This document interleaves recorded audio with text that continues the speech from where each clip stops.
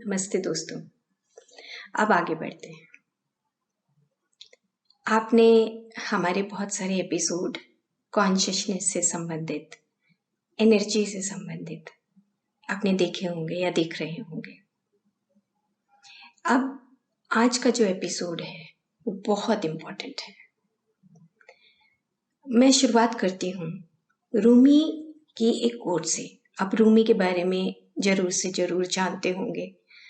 रूमी एक बहुत बड़े संत सूफी हुए हैं और अगर आपने नहीं पढ़ा है उनके बारे में तो आप जरूर से जरूर पढ़िए।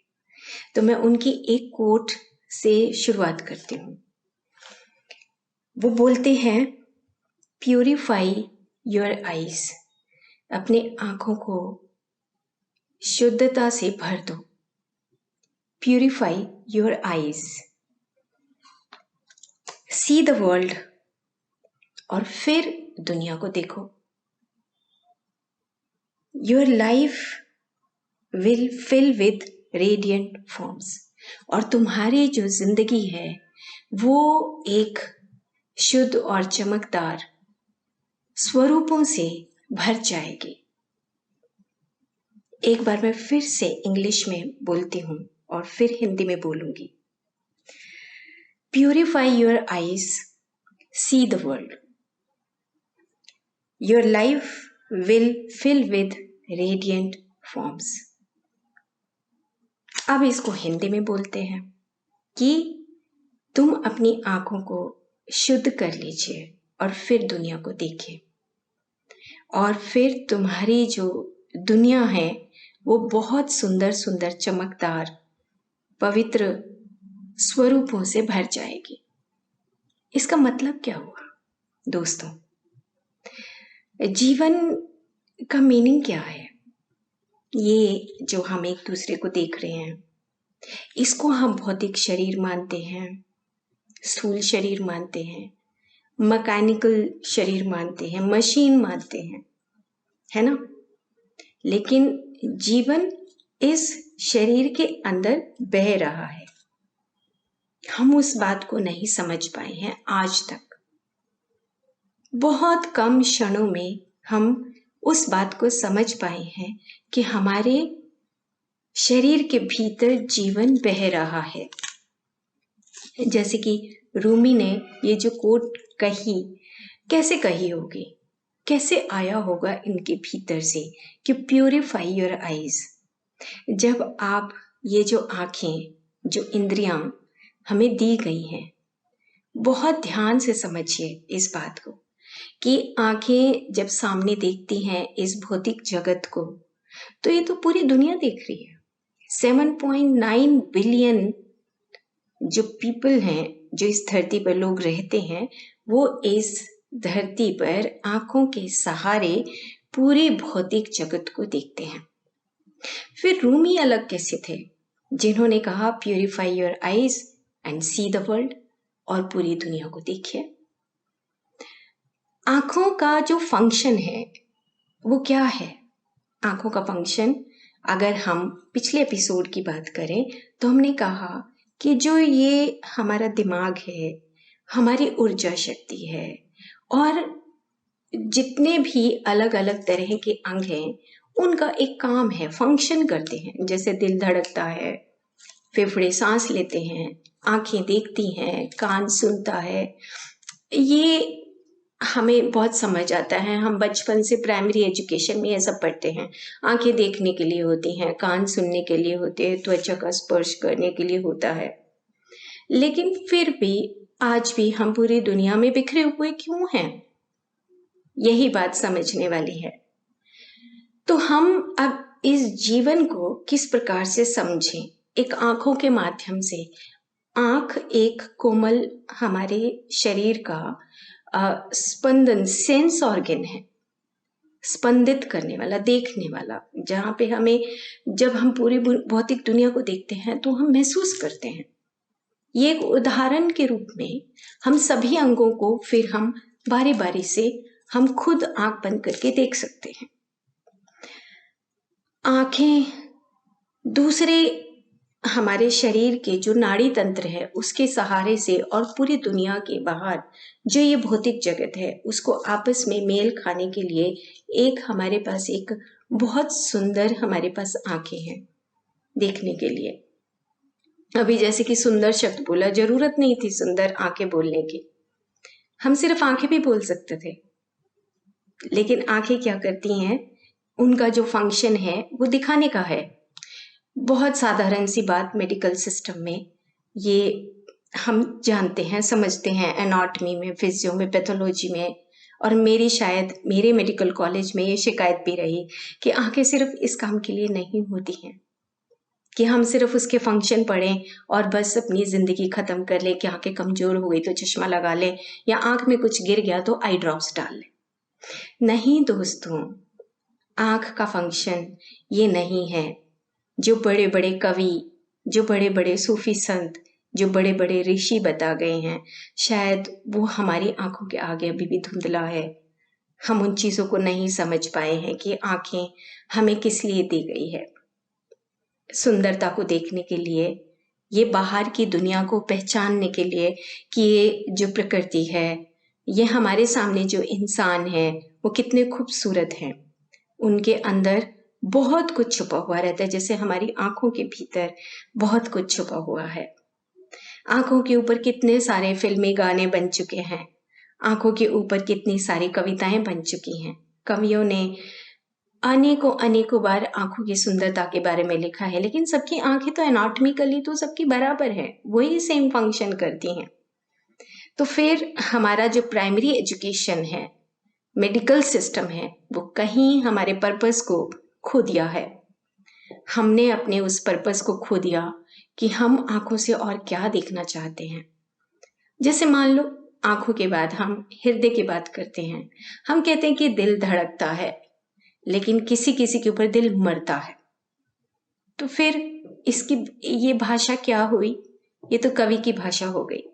लेकिन दिल सिर्फ धड़कता नहीं है दोस्तों, दिल और भी काम करता है, जिसको कि जब हम अलग अलग ऑर्गेनाइजेशंस में जाते हैं तो वहां पर हम भगवान के स्वरूप को अपने अनुसार देखते हैं और उसका जो करुणामय हृदय है उसके भीतर जाने की कोशिश करते हैं और वैसा बनने की कोशिश करते हैं। तो इसका मतलब ये हुआ कि हमारे ये जो शरीर है, जो भौतिक शरीर है, इसी के माध्यम से हम अपने देवत्व स्वरूप को, उस डिवाइन बीइंग को प्रकट कर सकते हैं। तो जीवन क्या हुआ? जीवन वो नहीं है कि मशीन है और मेरा हृदय धड़क रहा है, मेरी आंखें देख रही हैं, मेरा कान सुन रहा है और हम एक मशीन की भांति काम करके इतने डरपोक हो गए हैं कि अगर आंखों को दिखाई कम देता है तो घबरा जाते हैं, दिल की धड़कन बढ़ जाती है, यहाँ कहीं ब्लॉकेजेस हो जाती हैं तो हम घबरा जाते हैं। लेकिन इसके पीछे कारण क्या है? ये कारण ही हमें समझने वाला है कि हम शायद इस दिल के जो एक भौतिक स्वरूप में धड़कता हुआ दिखाई दे रहा है, वो सिर्फ उसका काम नहीं है। करुणा, प्रेम, ये ही उसके असली काम है। The real true nature of heart is to love, to compassion, ये उसका काम है। और तभी हम मोक्ष की प्राप्ति कर सकते हैं, तभी हम एनलाइटेंड हो सकते हैं, तभी हम एंजेलिक फॉर्म में आ सकते हैं, तभी हम देवत्व स्वरूप पा सकते हैं, तभी हम परम आत्मा के स्वरूप को पा सकते हैं। अदरवाइज नहीं पा सकते। तो हम एक जो हमारा एनर्जी सिस्टम है, जो हमारी ऊर्जा है, और उसके साथ साथ जो हम अपनी आंखों के माध्यम से, आंखें सबके पास हैं, लेकिन इन आंखों में कुछ और सृजन करना चाहते हैं। कैसी आंखें? कैसी आंखें? वो आंखें जो इस प्रकृति की सुंदरता को दिखाती हैं, जो मनुष्य जैसा भी है, वो मनुष्य चाहे वो अहंकार के स्वरूप में है, चाहे एक पशु है, चाहे पक्षी है, चाहे पत्ता है, पेड़ है, पत्थर है, ये सब चीजें हमारी आंखों से जब हम देखते हैं तो उस सुंदरता को देखने के लिए हमारी आंखें हैं, ना कि सिर्फ आंखों का फंक्शन देखना होता है। ये एक बहुत मोटा स्वरूप है। जब हम बचपन में जब पैदा होते हैं, बड़े होते हैं, तो तब हमारे सारे फंक्शंस अपने आप काम करने लगते हैं। ऑटोनोमस अगर ऑटो मोड पे भी हम डाल देते हैं तो ये तो काम कर रहे हैं। लेकिन फिर इस जिंदगी का, जीवन का मतलब क्या है? What is the meaning of life? Life का मीनिंग है कि जब आप इन्हीं अंगों से, जो आपको स्वरूप के आधार पे आपको मिला है, उसी को ढंग से आप प्रकट करके जीना सीखें। रोना नहीं, जीना सीखें। तो आंखों का उदाहरण आपको अच्छी तरह समझ आ गया होगा। हृदय के उदाहरण से भी आपको समझ आ गया होगा कि हृदय सिर्फ धड़कने के लिए नहीं होता, फंक्शन करने के लिए नहीं होता कि ओके कि सर्कुलेटरी सिस्टम है, खून का बहाव करता है ना, ऑक्सीजनेटेड ब्लड लाता है और डीऑक्सीजनेटेड ब्लड को लाता है और फिर सांस के माध्यम से बाहर निकालता है। ये एक ऊर्जात्मक काम है, ये कर चलता रहेगा, फंक्शन है ये। लेकिन इन फंक्शन के परे जो जीवन है वो कुछ अलग है, जिसको हमें पहचानने की जरूरत है दोस्तों। और इतने सारे एपिसोड के बाद ये बात समझ आती है कि हम अपने उन दिल के फंक्शन को समझ नहीं पाए, आंखों के फंक्शन को समझ नहीं पाए, त्वचा के फंक्शन को समझ नहीं पाए। बस इतना सा मोटा सा हम मेडिकल सिस्टम में पढ़ते हैं कि शब्द, स्पर्श, रूप, रसगंध। ओके, ये तो पढ़ाई है, लेकिन इस पढ़ाई से ऊपर आपको अगर अपना देवत्व, सुप्रामेंटल, आपको अगर एक्सप्लोर करना है, बढ़ना है आगे, तो आपको ये चीजें अपने हृदय के भीतर पनपानी होंगी, जैसे करुणा और प्रेम, नफरत नहीं। चलो अब हम आगे, हमने बहुत बार बात की है कि मन और उच्च मनस की बात की है। दोस्तों, जैसे एक बेल बढ़ती है ना, एक पेड़ के ऊपर अगर हम बेल लगा देते हैं तो बेल ऊपर चढ़ती चली जाती है। हम भी उसका एक छोटा सा हिस्सा है, मनुष्य। जैसे सबसे नीचे जो छोटा हिस्सा है वो है हमारा मिनरल किंगडम, एक पत्थर जगत है। पत्थर जगत के अंदर वो चेतना है, वो बढ़ती है और उसके बाद फिर वो पौधों तक पहुंचती है। पौधे अपने स्वरूप में प्रकट होते हैं और फिर उसके बाद पक्षियों में, पशुओं में वो चेतनता आती है। पशु पक्षी बच्चे पैदा करना सीखते हैं और बोलने की कोशिश करते हैं। लेकिन जो मनुष्य है उसके पास मनस का जो स्थिति है वो उच्च मनस है। तो उच्च मनस का काम क्या है? नफरत, क्रोध, जेलस, ईर्ष्या, क्या है उस मनस का? ये तो हमारे जो एनिमल पार्ट, हमारा जो ह्यूमन का है, जो मनुष्य में एक पशुता का जो भाग है हमारे ब्रेन में, ये तो उसका काम है। वो तो पशुता में सीख लिया। लेकिन उच्च मनस में हमने क्या सीखा? आंखें तो पशुओं की भी दिखाई देती, लेकिन पशुओं की आंखों में अगर हम सच में झांक के देखें, किसी भी पशु की आंख में, गाय की आंख में या बंदर की आंख में या हम कुत्ते की आंख में अगर झांकते हैं तो उनकी आंखों में मासूमियत होती है, क्योंकि उनका जो मनस है वो उच्च मनस नहीं होता, वो सीख रहे होते हैं। लेकिन हम तो सीखे सिखाए आए हैं इस धरती पर। हमारी ब्रेन एनाटॉमी कितनी बड़ी है, जिसमें हमें 3 तरह के दिमाग दिए गए हैं, lower brain, mid brain, higher brain. और फिर उसके बावजूद हम उस पशुत्व का जो हिस्सा है उसी में एक मनुष्य अपना जीवन जी रहा है। जिस आंखों से वो देखते हैं वैसे ही हम देखते हैं? नहीं, नहीं दोस्तों, आंख का फंक्शन ये नहीं है। आंख का पर्पस कुछ और है। वो फंक्शन अपने आप कर रही है, आप कौन है करने वाले? सेम इसी तरीके से हमारे हृदय की बात, सेम इसी तरीके से हमारे जो दूसरे कोमल अंग हैं वो भी इस पर्पस के लिए नहीं है कि हम सिर्फ फंक्शन करें, खाएं पिएं और सो जाएं। नहीं, इससे आगे और गहरे फंक्शन है। तो जैसे एक बेल है, उस बेल ऊपर की तरफ जब चढ़ती है तो सेम इसी तरीके से हमारी ऊर्जा, जो हमारे मनस के माध्यम से, हमारे प्राण शरीर के माध्यम से आगे बढ़ती है, आगे चलाती है। और जैसे जैसे हमारी समझ बढ़ती है, हमारे मनस से हम सुप्रामेंटल बॉडी की तरफ चलते हैं। सुप्रामेंटल यानी कि उच्च मनस की तरफ चलना, यानी कि एक हमारा आत्म भाव जो है, हम उस तरफ आगे बढ़ते हैं। तो दोस्तों, अब आप ये बात समझ लीजिए कि ये जो शरीर है एक मॉडल की तरह है। ये मॉडल है या ये एक मशीन जो हम समझ बैठे हैं, वो मशीन नहीं है। मशीन से हट के उसके अंदर एक जीवन है और हम बहुत कुछ दिन भर के कुछ क्षणों के लिए ही हम उस जीवन को महसूस कर पाते हैं, अदरवाइज तो जिंदगी निकल जाती है। और जिंदगी जब निकल जाती है, बाद में हमें एहसास होता है कि हमने वननेस को नहीं सीखा, आपस में मिलजुल कर रहना नहीं सीखा, आपस में एक पशुता, एक जो पशु हैं, एक जो पक्षी हैं, उस पशुता जगत में हमने करुणा का भाव नहीं सीखा, पेड़ पौधों के साथ जीना नहीं सीखा। तो फिर मोक्ष काहे का? तो मोक्ष कैसे मिलता है? निर्वाण की प्राप्ति कब होती है? तो ये तो हमारा अंदर का जो जीवन है वो ही हमें संपूर्णता की ओर लेकर जाएगा। चलो अब इससे आगे एक छोटी सी और गहरी बात कर लेते हैं।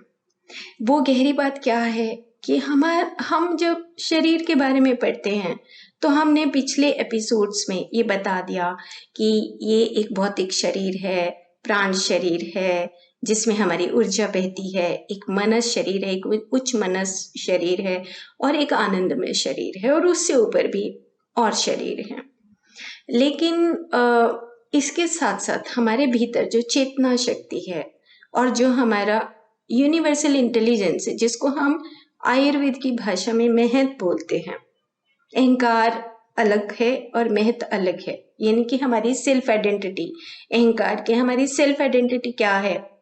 हम सेल्फ आइडेंटिटी को कैसे प्रकट करते हैं? किसी से नफरत करके हम अपनी सेल्फ आइडेंटिटी को दिखाते हैं, किसी से प्यार करके हम अपनी सेल्फ आइडेंटिटी को दिखाते हैं, और किसी अपनी ग्रीड का, अपनी उस लालच का हिस्सा बनाते हैं, वो भी हमारी सेल्फ आइडेंटिटी है। तो वो अहंकार में दिखाई देती है। लेकिन जो महत है, यूनिवर्सल इंटेलिजेंस है, जो चेतना है, वो शाश्वत है। ये बात बार बार हर एपिसोड में बोली गई है। तो शाश्वत का मतलब ये है कि जो हमारे भीतर चेतना शक्ति है वो अपने अकॉर्डिंग हमारे मनस के साथ मिलकर काम करती है। अब हमारे विल के ऊपर है, हमारी इच्छा के ऊपर निर्भर करता है कि हम किस प्रकार से अपनी जिंदगी के उस यात्रा को, उन पहियों को आगे घुमाते हैं। सिर्फ मनस या उच्च मनस, ये तो हमारी अपनी अपनी विल है, इच्छा है कि हम किस प्रकार से आगे बढ़ते हैं। तो जो मनस का हिस्सा है और जो उच्च मनस का हिस्सा है वो इस तरीके से है कि जैसे एक लेबोरेटरी है, उसमें हम टेस्ट करके देखते हैं, अलग अलग तरह के टेस्टिंग करते हैं। तो हमने टेस्टिंग के माध्यम से, मान लो हम पशुओं के ऊपर टेस्टिंग करते हैं, पूरा मेडिकल जगत आज में पशुओं के ऊपर टेस्टिंग करता है, चूहों के ऊपर टेस्टिंग करता है। और टेस्टिंग के माध्यम से बहुत सारे एक्सपेरिमेंट करने के बाद ये पता लगा कि जो हमारा मनस है वो हमारे ब्रेन में नहीं है, उसके चारों तरफ बाहर रहता है। चलो, लेकिन ये टेस्टिंग क्या सही है या गलत है, इसका फैसला कौन करने वाला है? मनुष्य। और मनुष्य में भी एक हमारा लोअर माइंड जो सिर्फ मनस है और एक उच्च मनस है। तो जो उच्च मनस है उसके पास ये सारा जो दायरा है सामने का, उसके लिए सब बराबर होते हैं, इक्वलिटी होती है। लेकिन हम उन अनुभवों के माध्यम से गलतियां करके सही करने के माध्यम से ही हम स्वस्थ होते हैं। लेकिन अब दुनिया क्या है? इस दुनिया में जब हम बीमार पड़ जाते हैं तो फटाक से भाग के हॉस्पिटल में जाते हैं, फटाक से हमें इलाज चाहिए होता है। लेकिन इलाज हम दवाइयों के माध्यम से करते हैं, ऑफ कोर्स, लेकिन क्या उससे हम सही हो जाते हैं? क्या हमारी गलतियों के ऊपर एक पर्दा पड़ जाता है कि हम अपने आप को सही मानने लगते हैं? मेरा अपना पर्सनल अनुभव है कि शायद नहीं। हमें अपने अंदर से उस यूनिवर्सल सॉफ्टवेयर को, जो हमारा ब्रह्मांड है, जो एक छुपा हुआ स्वरूप है हमारे भीतर, जो ताकतवर स्वरूप है, जिसको हम ऊर्जा या सृजनकर्ता बोलते हैं, एक एनर्जी बोलते हैं, चेतना बोलते हैं, उसके भीतर वो अपने आप काम कर रहा होता है, जो हमें सुधार रहा होता है कि तुमने गलती की है, लेकिन हम उसके ऊपर ध्यान नहीं देते। बस इतनी सी बात है। तो हमें दोस्तों ध्यान देने की जरूरत है कि जो एक अंदर की आपकी अंतःकरण से जो आवाज आती है उसको सुनने की आदत डालिए कि तुम्हारी आंखें सिर्फ फंक्शन करने के लिए नहीं दी गई हैं, तुम्हारा कान सिर्फ बाहर की आवाजें सुनने के लिए नहीं दिया गया है, तुम्हारा गला, ये जो कर्म इंद्रियां हैं, ये सिर्फ इसलिए नहीं दी गई हैं कि हम सिर्फ बोलें। और आज एक और जो हमारी स्वर कोकिला लता मंगेशकर जी, आप उनका गला देखिए। गला तो सबके पास है, लेकिन कुछ अलग से सुर, सरगम, नाद, कितने अलग अलग उसी गले के भीतर से उन्होंने आज पूरे जगत में स्वर कोकिला का नाम ले लिया। क्यों? क्योंकि उनके गले में एक अपने आप का एक सेल्फ डेवलप हुआ, यानी कि एक आत्म भाव, जहां से वो कनेक्ट होती थी। तो हम सबके पास भी वही आंखें, कान, नाक, गला, हाथ, पैर कुछ करने के लिए हैं। महारानी लक्ष्मीबाई अपने हाथों से अपनी उस कर्म योगिनी के माध्यम से दुनिया को दिखा पाई। तो हमारे पास भी सब वो शक्तियां विद्यमान हैं। बस दोस्तों इतनी सी बात है कि हमें ये बात समझनी है कि जो शरीर है, कि मॉडल है, ये मॉडल हमें क्यों दिया गया है, जो हमारे भीतर एक जिंदगी बह रही है, हर क्षण बह रही है, कॉन्स्टेंटली बह रही है, और दोनों सॉफ्टवेयर काम कर रहे हैं। Universal software, personal software. Universal software का मतलब कि आपकी जो चेतना शक्ति है, आपका जो एक ब्रह्मांडीय बुद्धि है, इंटेलिजेंस है, जो अपने आप काम करती है, और एक हमारा पर्सनल सॉफ्टवेयर है जहां पर हमारी विल है, हमारी आंखें, हमारी सेंसेस हैं, हमारे एक्शन ऑर्गन्स हैं, ये सब दोनों मिलकर अपने समन्वय से काम करते हैं। अब हम अंदर जाएं और देखें अपने अंदर, क्या मैंने अपनी आंखों के प्रति सच में कुछ सीखा या नहीं? क्या जो मुझे इंद्रियां दी गई हैं, कान की इंद्रियां, आंखों की इंद्रियां, स्पर्श इंद्रियां, स्वाद की इंद्रियां, क्या मैं सच में खाना खाता हूं? तो क्या मैं उन स्वाद की जो इंद्रियां हैं उससे मैं काम कर रहा हूं? सच में मैं उस अपने अनाज के प्रति, अन्न के प्रति सच में चिंतित हूं, या मैं खाना छोड़ के नाली में फेंक देता हूं? यही चीजें हमारे जीवन के लिए बहुत इंपॉर्टेंट है, जिसको हम जीवन बोलते हैं, जिसको हम लाइफ बोलते हैं। और ये एक ऐसी अभिलाषा है हर मनुष्य की, भले ही वो छोटा है, बड़ा है, किसी भी जात का है, पात का है, एक अभिलाषा अंदर से जरूर जीवित रहती है कि हम मृत्यु को प्राप्त ना हो, हम अमर हों, हमें मृत्यु नहीं चाहिए। तो अगर मृत्यु नहीं चाहिए, और तो हमें अपने इस शरीर का सही सदुपयोग करना पड़ेगा, और तो कोई तरीका हमारे पास नहीं है। आंखें ऐसी हो जाएं, हमारा हृदय ऐसा हो जाए, हमारे हाथ पैर ऐसे हो जाएं कि पूरे जगत में जैसे हम कबीर, रूमी और अनेक संतों को याद करते हैं, सेम वैसा ही कि हमें चार कंधों की जरूरत ना पड़े। हम बिना चार कंधों के अपनी उस पूरे शरीर के इस मॉडल को बता पाए कि नहीं, ये मॉडल सिर्फ एक एनाटॉमी और फिजियो के फंक्शन के लिए नहीं है, कुछ और भी है इसके भीतर जो हमें प्रकट करना है। प्रेम को, करुणा को, सुंदरता को, न्याय को, सत्य को, अहिंसा को, वननेस को, होलनेस को, कितनी सारी चीज़ें अभी हमारे पास बाकी पड़ी हैं और जीवन निकलता जा रहा है। तो चलिए जल्दी करना है, हमें अपने शरीर के इस मॉडल से बहुत सारी चीज़ों को सीखना है। ओके, थैंक यू, नमस्ते।